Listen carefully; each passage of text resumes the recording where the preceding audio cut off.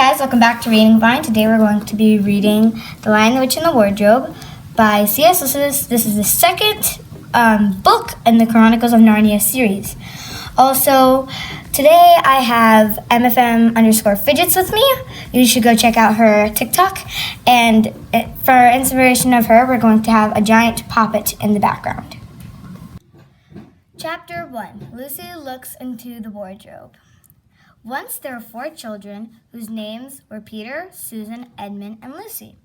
This story is about something that happened to them when they were sent away from London during the war because of the air raids. They were sent to the house of an old professor who lived in the heart of the country, 10 miles from the nearest railway station and 2 miles from the nearest post office. He had no wife, and he lived in a very large house with a housekeeper called Mrs. McCurdy and 3 servants. Their names were Ivy, Margaret, and Betty. But they did not come into the story much.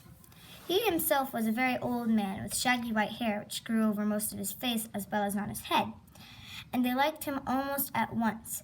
But on the first evening, when he came out to meet them at the front door, he was so old-looking that Lucy, who was the youngest, was a little afraid of him, and Edmund, the next youngest, wanted to laugh and had to keep on pretending he was blowing his nose to hide it.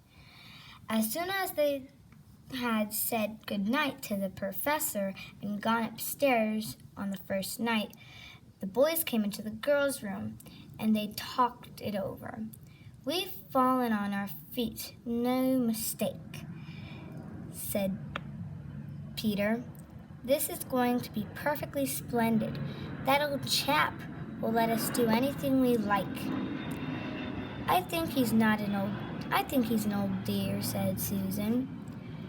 "Oh, come off it," said Edmund, who was tired and pretending not to be tired, which always made him bad-tempered. "Don't go on talking like that." "Like what?" said Susan. "And anyway, it's time we were in bed." "Trying to talk like Mother," said Edmund. "And who are you to say when I'm going to bed?" "Go to bed yourself." "Hadn't we all better go to bed?" said Lucy. "There's sure to be a row if we heard talking here." "No, there won't," said Peter. "I tell you, this is the sort of house where no one's going to mind what we do. Anyway, they won't hear us. It's about 10 minutes walk from here down to that dining room, and any amount of stairs and passages in between." "What's that noise?" said Lucy. It was a far larger house than she had ever been in before, and the thought of all those long passages and rows of doors leading into empty rooms was beginning to make her feel a little creepy. "It's only a bird, silly," said Edmund. "It's an owl," said Peter. "It's going to be a wonderful place for birds. I shall go to bed now. I say let's go explore tomorrow. You might find anything in a place like this." "Did you see those mountains as we came along? And the woods? There might be eagles. There might be stags. There'll be hawks." "Badgers," said Lucy. "Foxes," said Edmund. "Rabbits," said Susan.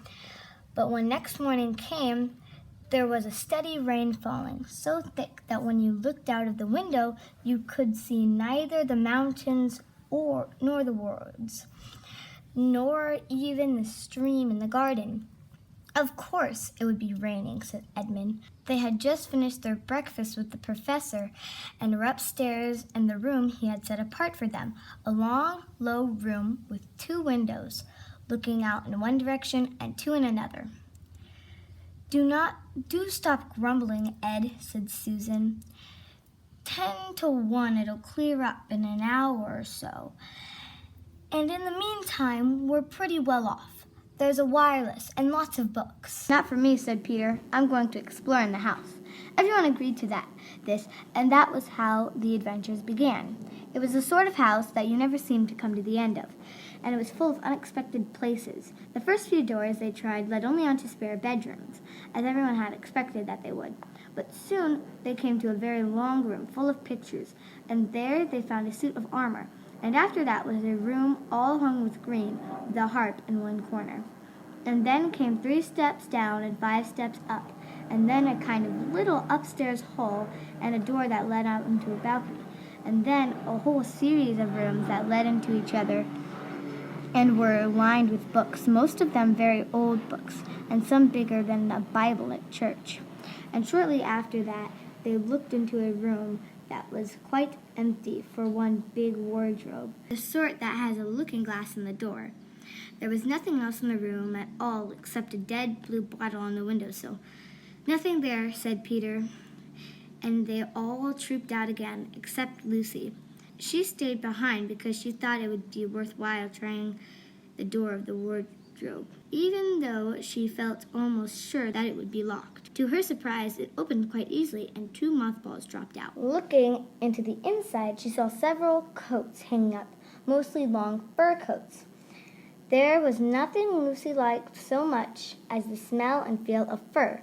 She immediately stepped into the wardrobe and got in among the coats and rubbed her face against them, leaving the door open, of course, because she knew that it was very foolish to shut oneself inside of any wardrobe.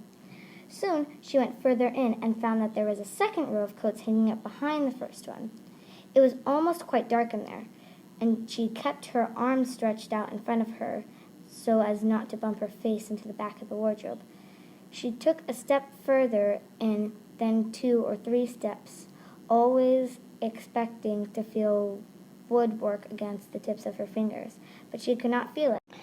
"This must be a simply enormous wardrobe," thought Lucy, going still further in and pushing the soft folds of the aside to make room for her. Then she noticed that there was something crunching under her feet.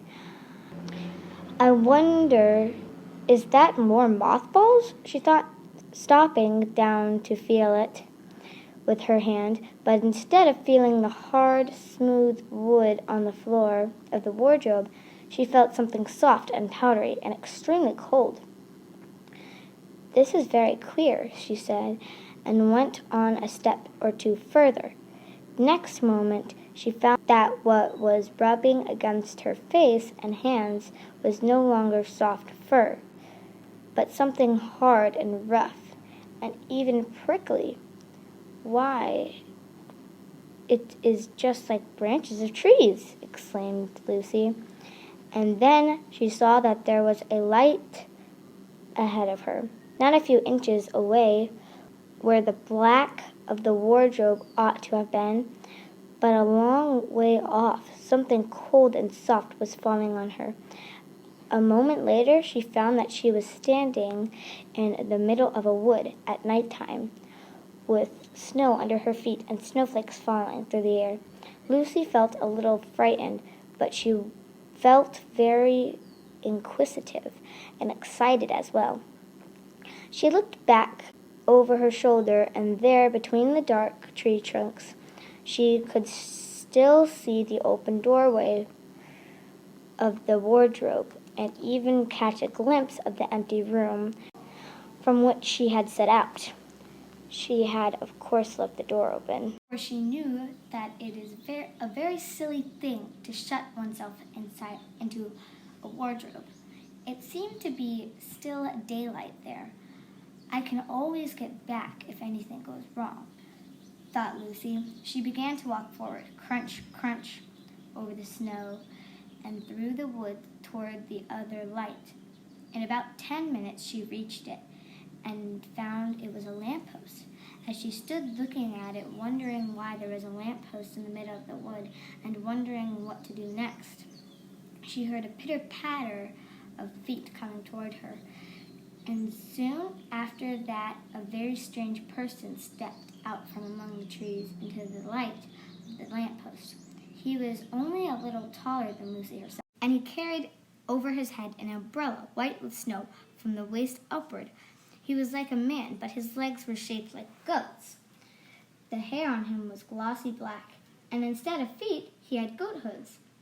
And he also had a tail, but Lucy did not notice this at first because it was neatly caught up over the arm that held the umbrella. So as to keep it from trailing in the snow, he had a red woolen muffler around his neck, and his skin was rather reddish too. He had a strange but pleasant little face, with a sort of pointed beard and curly hair, and out of the hair there stuck 2 horns, one on each side of his forehead. One of his hands, as I have said, held the umbrella. In the other arm he carried several brown paper parasols. What with the parasols and the snow, it looked just as if he had been doing his Christmas shopping.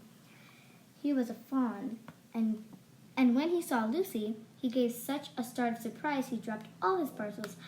"Goodness gracious me!" exclaimed the fawn. Hey guys, hope you enjoyed this video. I'm glad you made it to the end. Make sure to hit the like button and subscribe, hit the notification bell, and I'll see you in the next video. Bye!